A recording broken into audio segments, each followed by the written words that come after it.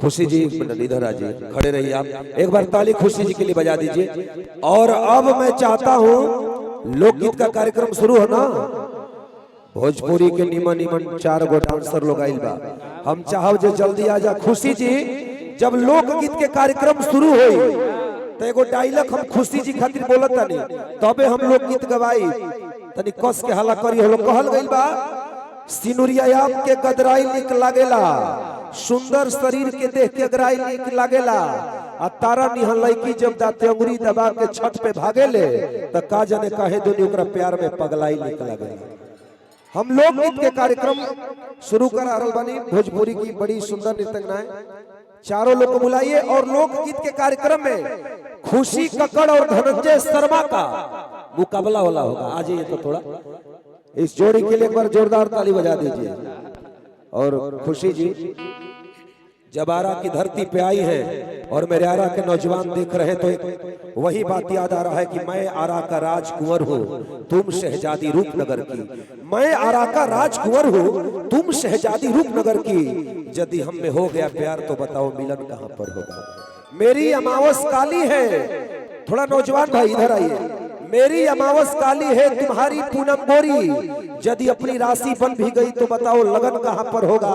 और सोचता हूँ कि हमारा मिलना संभव नहीं है, लेकिन दिल मिल गया तो बताओ हमारा भवन कहाँ पर होगा। ताली खुशी जी के लिए बजा दिए, धनंजय शर्मा जी के लिए। और एक धुन बजाइए भैया मिजाज में। चारों नृत्यज्ञाएं प्रीति और खुशी जी, मैं निवेदन करूंगा कि प्लीज आप लोग मंच पे आ जाइए। आइए धनंजय भैया, लाइट उठ बंद करवा दे। लाइट भैया थोड़ा सा देखिएगा, थोड़ा सा डीले ऊपर इसको कर दीजिए। धनंजय जी को सुनने हमारे आरा से बिक्की तिवारी जी, भोलू तिवारी जी, सारे भाई आए हैं।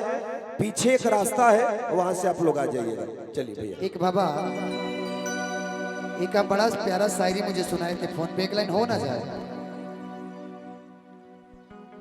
एगो तो हम शायरी एल्बम तक भी हमार गईल खुशी जी। जैसे राउर गाना ट्रेंड करेला वैसे हमार बोलल शायरी ट्रेंड करेला। तहार रूप जब देखनी तो एगो बात याद आ गई कि रूप अनमोल एक रुबाई हो, हे रूप हतवन पूर्व जन्म के कमाई हो। हे रूप पे राम जी लुभा गईले, हे रूप पे कृष्ण जी बिका गईले। आ हे रूप के धारा तना तेज होला कि कतना यारा जिला के नौजवान कटा गईले।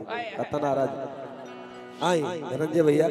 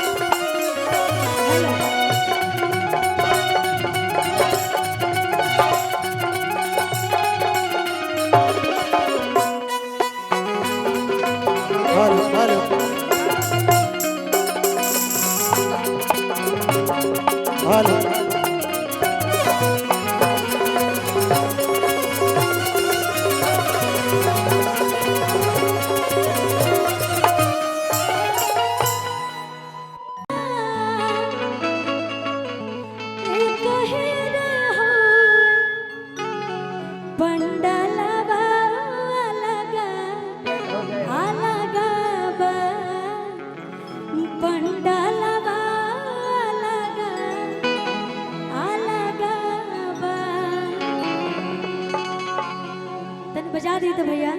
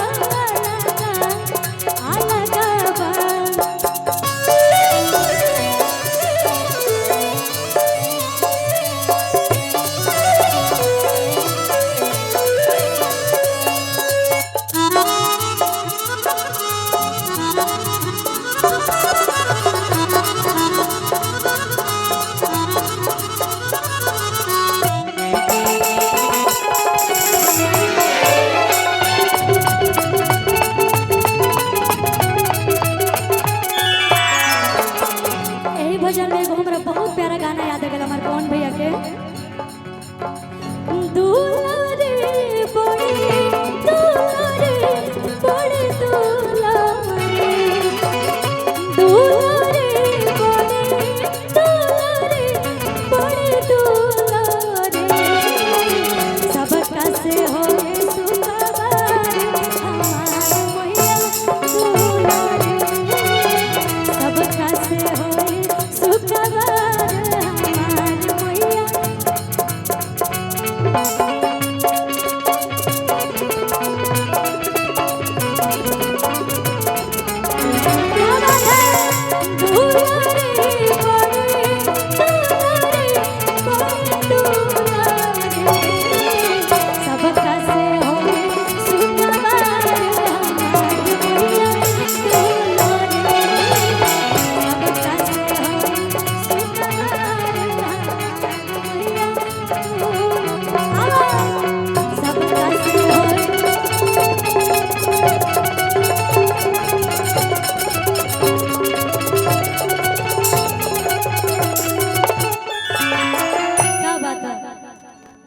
हेलो